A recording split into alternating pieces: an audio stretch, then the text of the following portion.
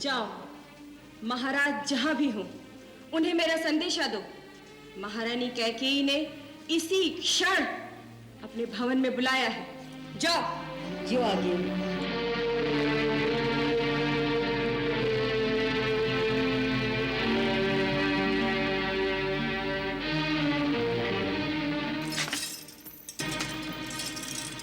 मैं महाराज के दर्शन करना चाहती हूँ इसी समय।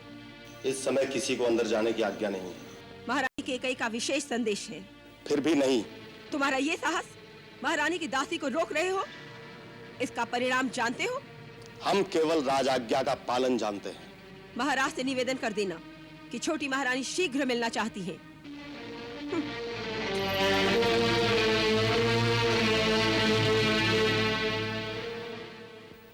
राम, कल तुम्हारे सिर पर राजमुकुट पहनाया जाएगा, परंतु ये याद रखना, जो राजमुकुट पहनता है वो अपने आप को अपने देश और अपनी प्रजा के हाथों सौंप देता है।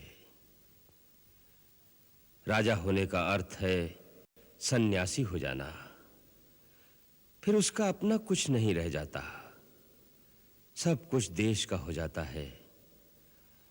आवश्यकता पड़ने पर राजा को देश के लिए स्त्री, पुत्र, मित्र, यहां तक कि अपने प्राण भी त्यागने पड़े तो त्याग दे, क्योंकि देश ही उसका मित्र है, देश ही उसका परिवार है।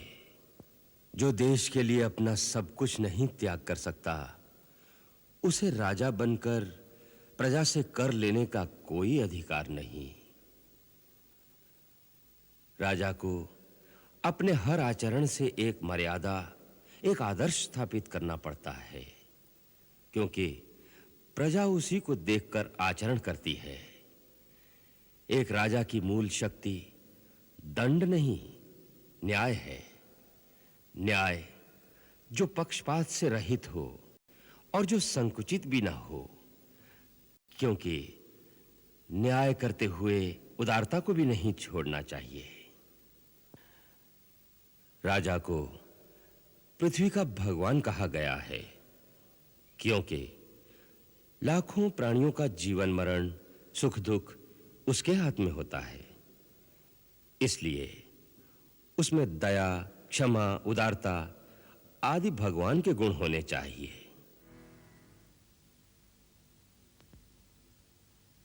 नहीं, मैं किसी की दासी नहीं बनूंगी। सौत की दासी बनने से पहले मैं विषपान करके मर जाऊंगी, लेकिन किसी की दासी नहीं बनूंगी, कदापि नहीं। मरने की क्यों सोचती है मूर्ख? जीतने की सोच। ये सोच कि सौत की जीती हुई बाजू कैसी पलट जाए, राम की जगह तेरा बेटा राजा बने। मंथरा, अब ये झूठे सपने क्यों दिखा रही है? कल भोर होते ही राम राजा बन जाएगा। कल में और आज में अभी एक रात बाकी है। एक रात में क्या हो सकता है? प्रलय। प्रलय? प्रलय तो एक क्षण में होती है, हमारे पास तो रात बाकी है। अगर तुमने ठीक पासा फेंका तो जीत हमारी है। मेरी तो बुद्धि चकरा गई है मंथरा, मेरा तो सर्वनाश हो गया है। मेरे कुछ समझ में नहीं आ रहा है, मैं क्या करूं? इस समय तो तू ही सब कुछ है मंथरा। तेरे से बढ़कर संसार में मेरा कोई दूसरा हितैषी नहीं इस समय। तू जो रास्ता बताएगी मैं उसी रास्ते पे चलूंगी। रास्ता भी मैं ही बताऊं? और कौन बताएगा? तो सुन, महाराज के तुम्हारे पास 2 वर बाकी हैं। वरदान? क्यों भूल गई? तुमने तो ये कहानी सुनाई थी। देवता और असुरा में युद्ध हुआ था, तब महाराज उस युद्ध में इंद्र की सहायता करने के लिए गए थे। तुम भी साथ थी। हाँ? हाँ, उस युद्ध में महाराज बुरी तरह जख्मी हुए और वहीं मूर्छित हो गए।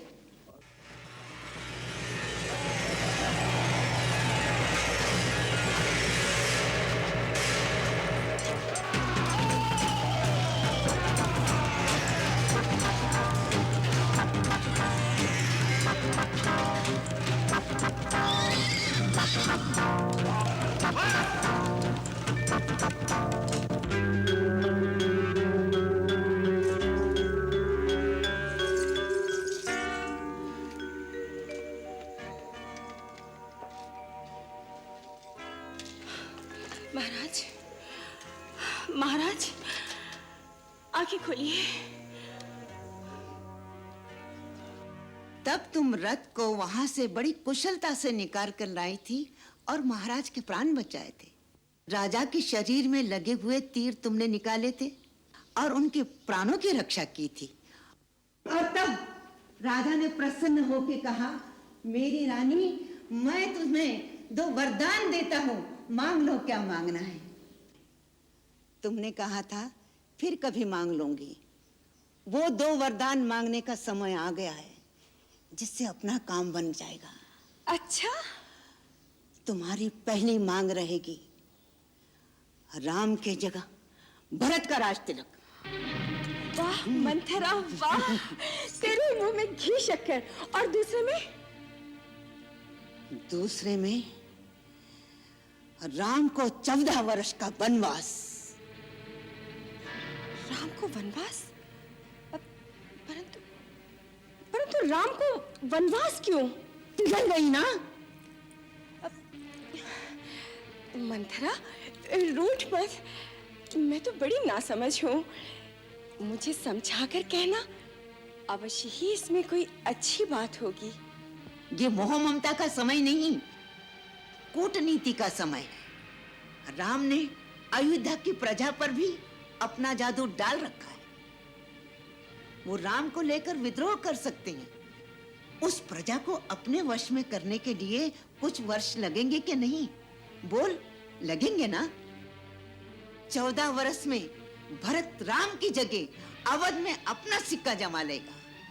बस बुला महाराज को इसी समय, बदल दे समय के धारा को, जीत ले बाजी।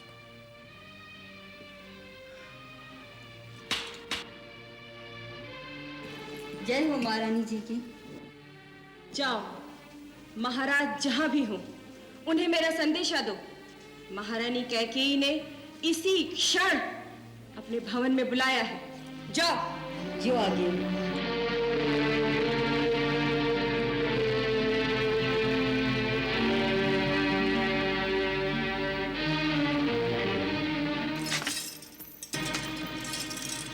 मैं महाराज के दर्शन करना चाहती हूँ इसी समय।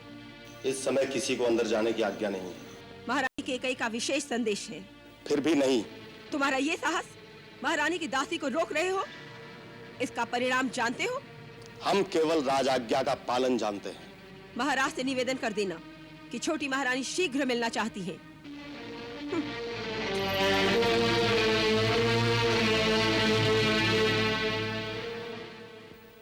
राम, कल तुम्हारे सिर पर राजमुकुट पहनाया जाएगा, परंतु ये याद रखना, जो राजमुकुट पहनता है वो अपने आप को अपने देश और अपनी प्रजा के हाथों सौंप देता है। राजा होने का अर्थ है सन्यासी हो जाना।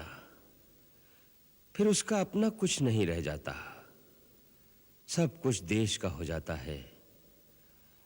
आवश्यकता पड़ने पर राजा को देश के लिए स्त्री, पुत्र, मित्र, यहां तक कि अपने प्राण भी त्यागने पड़े तो त्याग दे, क्योंकि देश ही उसका मित्र है, देश ही उसका परिवार है। जो देश के लिए अपना सब कुछ नहीं त्याग कर सकता, उसे राजा बनकर प्रजा से कर लेने का कोई अधिकार नहीं। राजा को अपने हर आचरण से एक मर्यादा, एक आदर्श स्थापित करना पड़ता है, क्योंकि प्रजा उसी को देखकर आचरण करती है। एक राजा की मूल शक्ति दंड नहीं, न्याय है।